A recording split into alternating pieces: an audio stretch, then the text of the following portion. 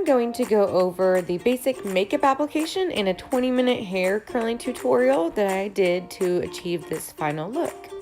I always start with a little bit of concealer under my eyes and then I blend that in with the sponge before I then add liquid foundation on. I use my liquid foundation for all over my face, my neck, and my chest to make sure that my tones are even. I then switch to a pressed powder foundation that I've been loving. I put it on after my liquid foundation. Some days I wear it alone, but I also at the end you'll see me put it on as well. I really love the final touch and coverage that it adds, so it's something I do not like to go without anymore. I do a little bit of blush. Raise your cheeks, smile, and you'll know where to start and just kind of work up from there. More often than not, you will find me wearing neutrals. So I usually start with the lighter beige. I put it on the main part of my lid, a little bit under the brow, and a little bit under the eye as well.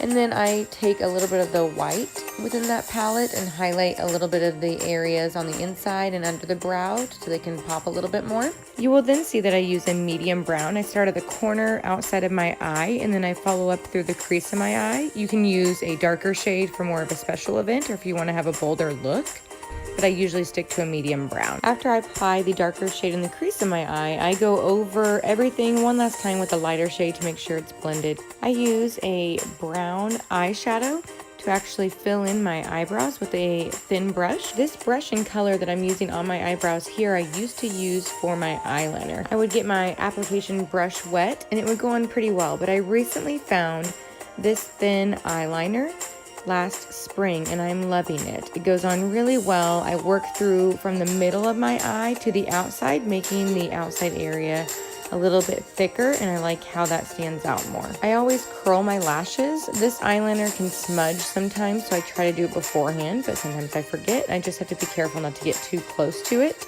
but it helps give the volume that I like. After I curl my lashes, I apply my mascara. Here you see I have a blue mascara, and that was just a simple mistake. I grabbed the wrong one, but I have yet to go back and get the right color. I still have a black mascara left over, so I've been using this fresh blue to do the first coat. It just has a smoother application since it's a new bottle, so I'm using it while I have it. And then after that, I touch up with the black mascara that I had to get the color that I want and a little bit darker. Once everything is all said and done, I apply that pressed powder that I mentioned in the beginning one last time over kind of the T-zone. So under my eyes a little bit, but my nose and my forehead for sure. And I just rub that around to make sure everything's blended. Now we're going to move on to curls in 20 minutes. I use dry shampoo. This was day 4 hair. I usually do about 3 or 4 days.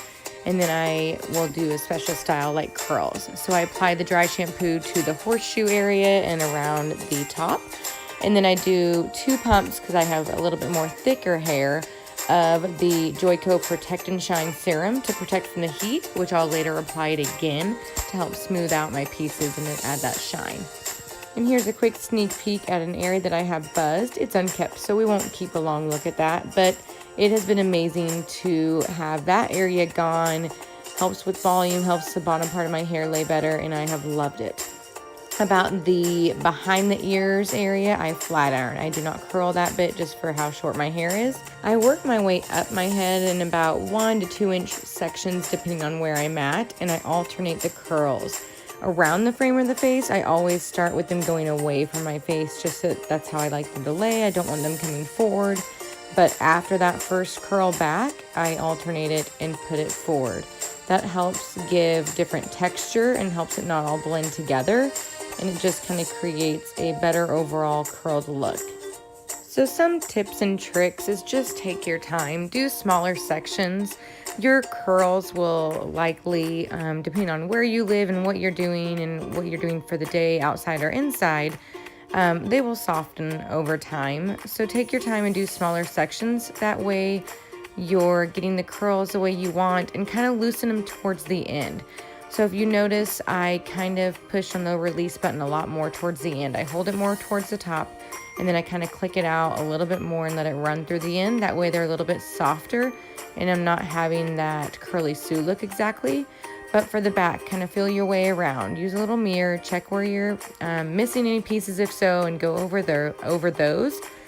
But really take your time. It's not a race, it's not a rush. That way you get the pieces so you don't have to keep going back and going over areas that are missed. but that you take the time to do the sectioning right and vertically take thinner sections. That way you're making sure that you get all the hair, because again, by the end of the day, it will soften, and it depends on the kind of curl you're looking for and want, but usually it's nicer to have it a little bit tighter at first, and then you can lose it and let it loosen throughout the day. So as long as you're kind of focusing on working up the head, 1 to 2 inch sections depending on the length of hair and how much hair and how tight you want to start with, how loose you want to end with, you want to make sure that you just take your time in parting horizontally and then vertically as you work your way around the hair.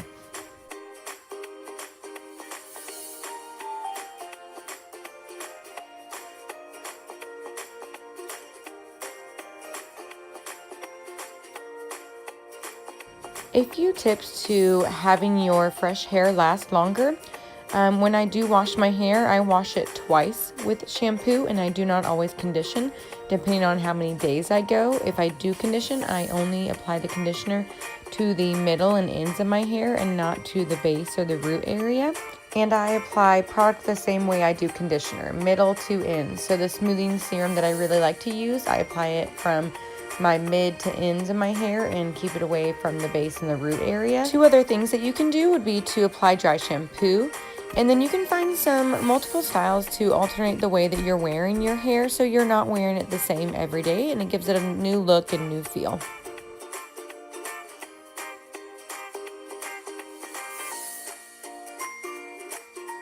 Once I get to the very top, you'll see me section that little bit, and it seems kind of silly to do that, but that piece that I have in the ponytail right now, I actually curl one direction.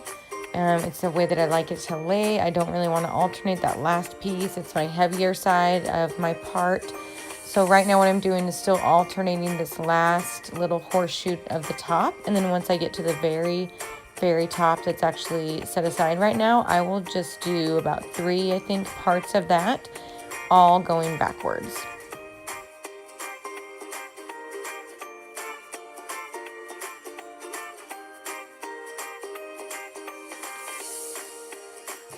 And here I even do 2 smaller sections going back before I then alternate it going forwards.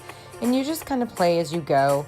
See where it's going to lay, see if you really want that piece to be a texture difference going forward there, or if you maybe need 2 back to back. But you definitely wouldn't do any more than 2 of the same direction. Alternate as much as you can, but you really do need to be careful and just see how your hair lays, what's best for it. I do try to keep the pieces that go forward a little bit thinner, just so they're not standing out and pushing, but they'd still give that texture difference.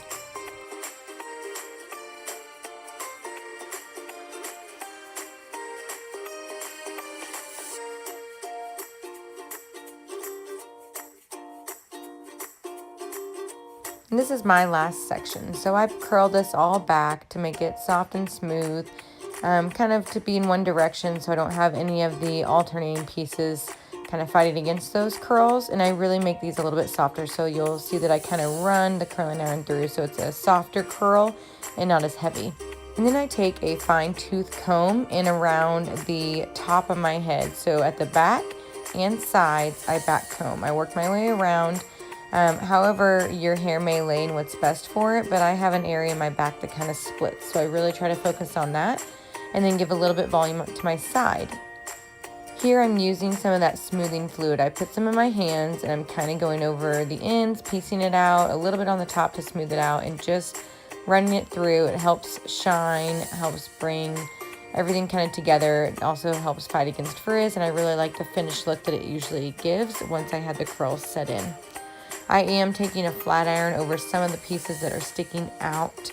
I know that if you soften the curls or hold the curling iron in there a little bit longer, but I kind of like a little bit of a finishing touch with the flat iron of any stubborn areas that I don't want to flip that way or lay that way, and just kind of smooth them out, finalize how I want them to lay.